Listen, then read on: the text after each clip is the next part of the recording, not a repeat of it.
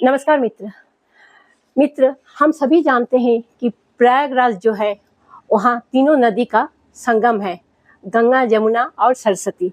लेकिन प्रयागराज में सरस्वती नदी जो है वो लुप्त है, उसे दिखाई नहीं देता है। पर क्यों? जबकि प्रयागराज को हम लोग त्रिवेणी का नाम से भी जानते हैं, लेकिन सरस्वती नदी क्यों नहीं वहाँ दिखाई देता है? जबकि आज भी अगर हम लोग बद्रीनाथ धाम जाते हैं तो बद्रीनाथ धाम के पास एक गांव है जिस गांव का नाम है माना गांव। माना गांव में आज भी सरस्वती नदी को दिखा जाता है बद्रीनाथ धाम के पास। लेकिन माना गांव पार होते होते सरस्वती नदी कहाँ विलुप्त हो जाती है, कहाँ चली जाती है। माना गांव में अगर कभी आप लोग जाइएगा तो देखिएगा, वहां से माँ सरस्वती का धारा इतना तेज से बहती है, इतना जोर आवाज करती है कि लोग उससे सुनने से डर जाते हैं। तो हम लोगों का पौराणिक कथा के अनुसार इसका 2 कारण है। कहा जाता है जब कुरुक्षेत्र युद्ध के बाद युधिष्ठिर, भीम, अर्जुन, नकुल, सहदेव और द्रौपदी धरित्री लोक छोड़कर स्वर्ग लोक में जाने लगे थे, तो उस समय वही सरस्वती नदी को पार करके जाना था। तो भीम ने हाथ जोड़कर सरस्वती नदी से बोला कि हे माते, हमें यहाँ से जाने का रास्ता दीजिए। लेकिन माँ सरस्वती इस पर ना कर दी, बोली नहीं, ये संभव नहीं है। तब भीम ने क्या किया कि उन लोगों को तो जाना ही था, वो अपना शक्ति का बल से 2 बड़ा बड़ा पत्थर को उठाकर उस सरस्वती नदी का ऊपर गिरा दिए। आज भी वो 2 पत्थर ऐसा करके वहां पर सरस्वती नदी का ऊपर पड़ा हुआ है, जिसे भीम पुल का नाम से हम लोग जानते हैं।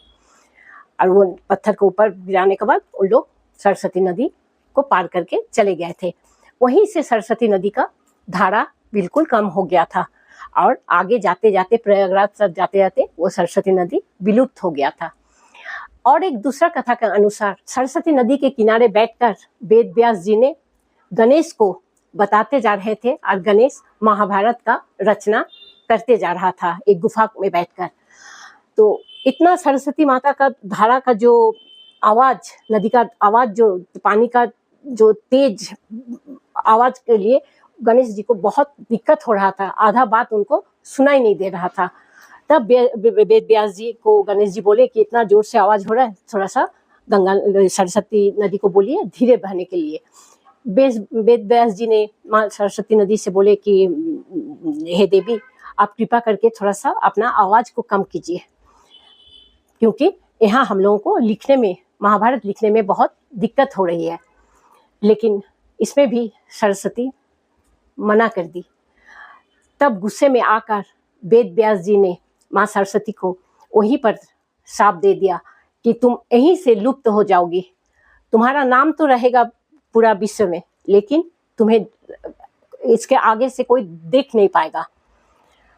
उसके बाद से सरस्वती नदी लुप्त हो गया। और हम लोग जब भी प्रयागराज जाते हैं, हम लोग को प्रयागराज में जो जहाँ पर संगम होता है वहाँ खड़ा रहने से हम लोग फील कर सकते हैं कि पैर के नीचे से एक नदी बह रहा है, लेकिन उसको दिखाई नहीं देता है। केवल गंगा और जमुना, ये दोनों को ही दिखाई देता है, लेकिन वहाँ 3 नदी का संगम है। ठीक है मित्र, ये जानकारी अगर आप लोगों को अच्छा लगा तो जरूर सब्सक्राइब कीजिएगा, शेयर कीजिएगा। नमस्कार।